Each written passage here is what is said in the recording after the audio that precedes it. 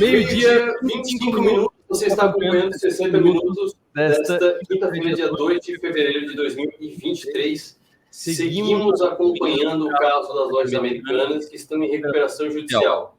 Mas para explicar o que é a recuperação judicial, ontem a gente falou sobre os impactos da recuperação judicial pela visão do varejo, pela visão dos fornecedores, pela visão da economia.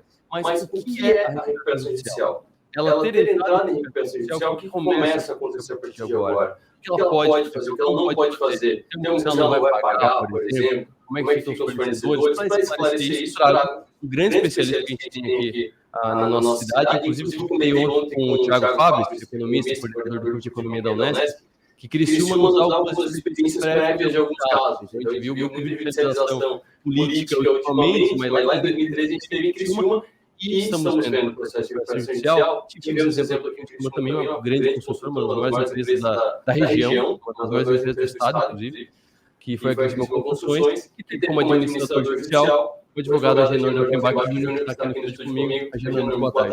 Boa tarde, Arthur. Boa tarde aos ouvintes da 60 Minutos da Samuel. Americanas entra em recuperação judicial. O que significa? O que acontece agora? O que as pessoas vão começar a ver a partir de agora? Arthur, o teu podcast de ontem, 60 Minutos de ontem, foi extremamente produtivo, né? Com o presidente do Sinifisco, o Thiago Fábio da Unesp, o Pedro Pontes da FEComércio, porque se iniciou pelas tratativas da jurídica, né? E hoje faz exatamente 3 semanas que se anunciou a fatídica inconsistência contábil de 20 bilhões, né? E esperavam, os bancos disseram que teria uma negociação amigável, o BTG rompeu a fita da divergência e se negou já a dizer que podia devolver 1,2 bilhões. Americanas, ao alegar a divergência, estava tudo certo, tinha 8 bilhões em caixa. Depois, os bancos se negaram a devolver valores, ela disse que 800 milhões, e por último, uma semana depois, o recuperação judicial dizendo que 250 milhões, que a situação dela seria insustentável se fosse uma recuperação judicial. A recuperação judicial, como nós sempre falamos, é a prima mais antiga, a prima mais recente da concordata. O pessoal que tem um pouco mais de cabelo branco que eu, ele já lembra da antiga concordata, quando uma empresa, para evitar a quebra, para evitar o seu fechamento prematuro, quando ela alega ter condições econômicas e viabilidade de negócio, ela se socorre do judiciário para que o judiciário ponha, então, um freio nos credores e possa pôr uma arrumação e dê à empresa essa chance de se erguer, né? A Americanas se valeu primeiro do Instituto da Tutela antecipatória para impedir que os credores cobrassem esses débitos judicialmente ou fizessem a retenção dos valores. Não sendo suficiente, ela agiu sobre o próprio pedido de recuperação judicial. Bom, nesse período agora, por 180 dias, ninguém pode se expropriar Americanas. Nessa semana, ela conseguiu ordens também para que não fosse cortado seus energia elétrica, que fosse cortada contas de gás, que não fosse despejada pelos fundos de investimento, que são donos dos fundos imobiliários que ela hospedam as suas lojas. E ela disse, então, o dia da recuperação judicial, isso significa que a gente chama de data de corte. Dali para trás, todos os débitos terão que ser negociados, ou renegociados, melhor dizendo, com os credores, numa Assembleia de Credores, que discutirá um plano de recuperação judicial que deverá ser apresentado em 60 dias. Então, como eu falei, para 3 semanas nós temos capítulos novos diários aí de toda a sorte, né? Eu, de ontem para cá, quando eu recebi o convite, o trabalho deu uma repaginada nos jornais maiores do país. E vi, por exemplo, a relação de credores do administrador judicial dizendo que também não é mais 40 milhões, é 47,9 milhões, né? Esqueceram de pôr as debêntures. Esses 6,6, eu li a notícia rápido aqui, esses 6,6 de debêntures. Debêntures, são debêntures de empresas coligadas, sim, que algumas inclusive do exterior, e o que parece até que está motivando ela já a dar a notícia que deve estendeu o pedido para os tribunais americanos, como fez a Latam também, né? Porque exato. tinha credores lá e etc. Então, é algo tão grande, né? Acho que essa recuperação judicial vai se mostrar atípica, porque nós temos, do ponto de vista de valores, ela não é a maior do Brasil. Nós tivemos grandes recuperações, como foi os casos do Grupo X, do Ike Batista, Odebrecht, mas essas eram empresas que estavam estruturadas em outros tipos de negócio e tinham, digamos assim, credores formalizados já junto do negócio, né, que conheciam o negócio.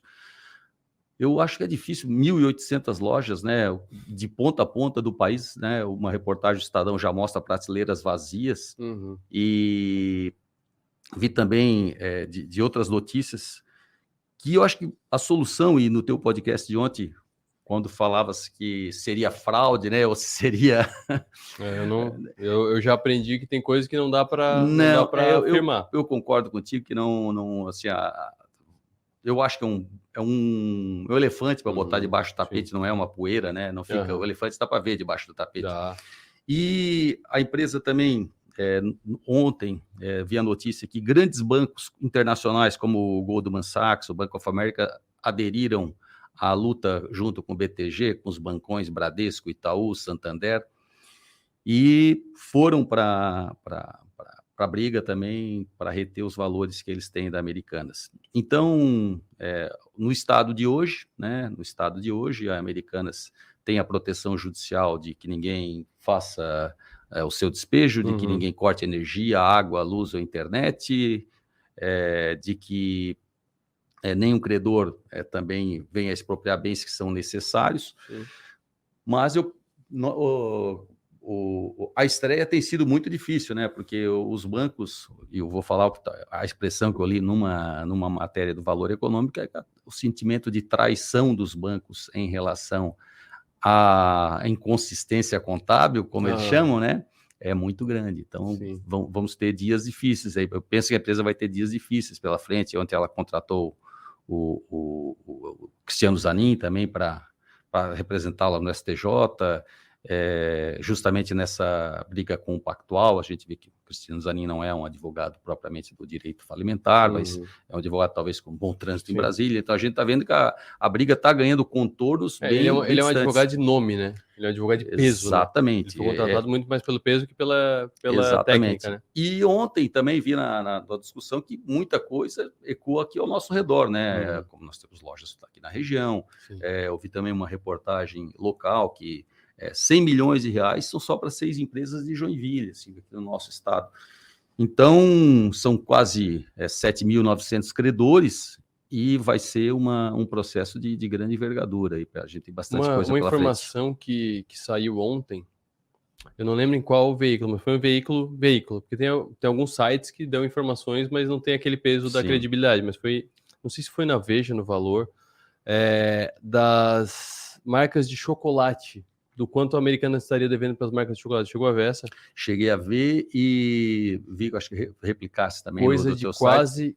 Não, eu fiquei sabendo à tarde, coisa de quase $500 milhão. 400 e alguma coisa milhões de reais está devendo para a Lacta, a Garoto e mais algumas.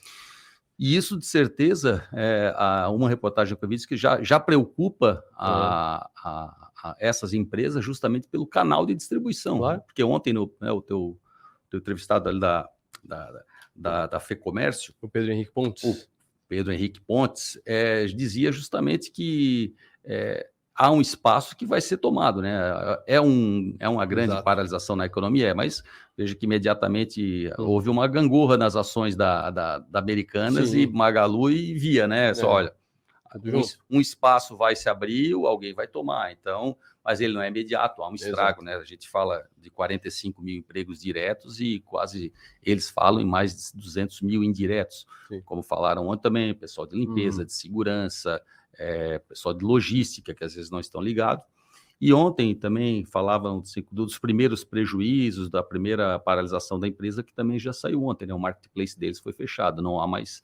Anunciaram ontem já que não há mais comércio eletrônico, que eram um dos pegam um dos pontos que a gente falou ontem, que são pessoas que usam as Americanas para vender os seus produtos. Exatamente. Então, e não é Americanas vendendo, você usa só a vitrine e a logística da Americanas, a Amazon faz a mesma coisa, o Mercado Livre é basicamente isso, ele não tem muito produto próprio, mas é algo que atrapalha. Eu conheço pessoas daqui que vendem peça automotiva, por exemplo, para o Brasil todo, pelas Americanas, pela Magazine Luiza, pela Amazon. Então já começa a interferir na microeconomia, né? Que são as pontas. Exatamente. Eu costumo dizer, cada vez que eu venho aqui, eu digo isso, que a gente tem que ver o quanto o estrago está próximo da gente, né? A gente tem aqui um empresário que estava se preparando para receber uma loja deles, é um empreendimento que não vai paralisar, mas já não vai ser direcionado àquilo, ou seja, a gente não tem uma expectativa de criação de empregos com aquele empreendimento. E foi algo, ontem falaram também aqui do caso da Enron, e né, a gente tem recentemente na Netflix também o caso do Bernie Madoff, sim, que provou sustentar... não, mas o dele é diferente, o dele é baixo, dele é só fraude. Só fraude, exato. Mas igual aquele marketing multinível que o pessoal bate tanto, que tem uns que tem produtos, mas tem uns que não tem nem produto. E o caso do Madoff, justamente que assim... Mas a SEC resistia a fiscalizá-lo, porque ele era o Madoff, né? Exatamente. Então, e quem é que ia duvidar do balanço americano? Quem é que ia duvidar do Lehman, do Sicupira e do Teles? Exatamente. Que, né, escreveram O Sonho Grande, se chama de Pesadelo Grande hoje. Inclusive, deixa eu abrir aqui, espero que não cause nenhum desconforto, até porque eu vou falar porque eu entendo e eu acho que faria a mesma coisa. Eu consigo conversar com a autora do livro, e ela falou, o livro foi escrito há 10 anos, o livro é 2013 mesmo. Foi escrito há 10 anos, eu não estou acompanhando as empresas e eu não estou confortável a tratar disso. Eu queria falar sobre o livro com ela, sobre como é que foi a conversa, conhecer eles, para falar deles. Nesses vários pontos de vista que eu quero trazer. E aí eu conversei com ela, falou, não estou confortável, me desculpa, obrigado pela lembrança, mas não estou confortável. Arthur, e esse contexto, como eu falei, só de 3 semanas e todas esse tsunami de informações diários que a gente tem, do ponto de vista jurídico, que me traz aqui também, a gente tem algo um pouquinho diferenciado. Eu até ia me socorrer de um professor de direito comercial societário, porque a gente tem um desafio aí pela frente, que quando fala Americanas, todo mundo pensa lá no trio, né? Nesses 3 que acabaste de falar. Porém, se a gente está falando de uma SA de capital aberto, isso, ou seja, a finalidade de uma SA é justamente isolar os diretores. Bom, então ninguém vai sair, vai ser responsabilizado sim, diretores, presidentes, conselhos fiscais, conselho de administração, podem ser responsabilizados, mas não quer dizer, pelo menos em linhas gerais, que os 30% disso de acionistas tenham uma interferência direta. E penso eu que esse nó vai ser desatado aonde? Na perícia que o Banco Bradesco conseguiu, né, a abertura dos e-mails dos últimos 10 anos.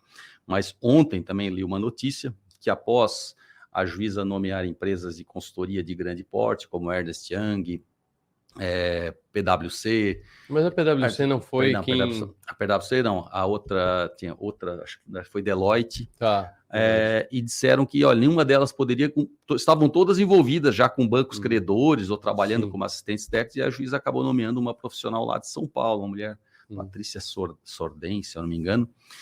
Ela pediu honorários provisórios de 23 milhões e meio de reais, e logo após, e ontem declinou do encargo, saiu, disse que o processo não conseguiu mensurar o tamanho do processo, disse que o processo tem, obviamente, já tem, né, ingerência política, ingerência de pressões externas e tal, e ela não se sentiu confortável e saiu, quer dizer, ela, nem com a proposta milionária de honorários ela conseguiu ficar. Então, veja que até a ordem que o Bradesco tem hoje vigente de busca das mensagens eletrônicas, que eu honestamente acho que é onde a gente vai te puxar o primeiro fio dessa meada aí, ver se desses 10 anos alguém sabia, que eu concordo contigo, que 20 bilhões e depois, né? E ontem tu fosse muito feliz em explicar a tal da operação do risco sacado, que é uma coisa normal que nós região, acho que fundos de investimento que nossa região pratica, mercados, etc. E por fim, também a gente vê falar muito modelo de negócio da Americanas, como tu falasse, marketplace, além de lojas, mas as lojas são alugadas, muitos produtos são consignados com muito prazo, e é comum. Meu escritório de Joinville, às vezes fiz amizade com o pessoal lá, com empresários. Disse, Júnior, por que os grandes mercados do sul de Santa Catarina são os mais sólidos? E os maiores, assim, se tu vê os nossos modelos de negócio, nossos empresários quase todos são donos das suas frotas, donos dos seus lugares. E é um modelo de negócio antigo, que talvez cresça num ritmo mais lento. Nenhum dos nossos tem 1.800 lojas. Mas são sólidos. Agenor, deixa eu aproveitar, infelizmente nosso tempo é curto, a gente podia ficar 2 horas aqui falando sobre isso, mas tem uma pergunta que eu não quero que tu saia sem explicar. Objetivamente, a gente ouve muito que recuperação judicial é benéfica ao devedor, é benéfica a quem está entrando em recuperação judicial, porque não paga fornecedor ou paga com um deságio muito grande, que é pagar 20% do valor que está devendo. Como é que o que acontece realmente? É realmente isso? Entra numa recuperação judicial e aí o fornecedor perde 80% do que tinha da dívida? Como é que funciona essa questão? Essa questão do deságio, ou seja, do desconto da dívida, do novo prazo, e eu acho usasse até o percentual correto, é quase um padrão nas recuperações judiciais, 80% eu tirei do caso desconto, da Criciúma, que eu lembro que foi isso. Mas quase todas estão nessas, aí botando 10, 20 anos para pagar com juros de 1% ao ano, que na prática significa quase perdoar a conta para muitos casos, né? E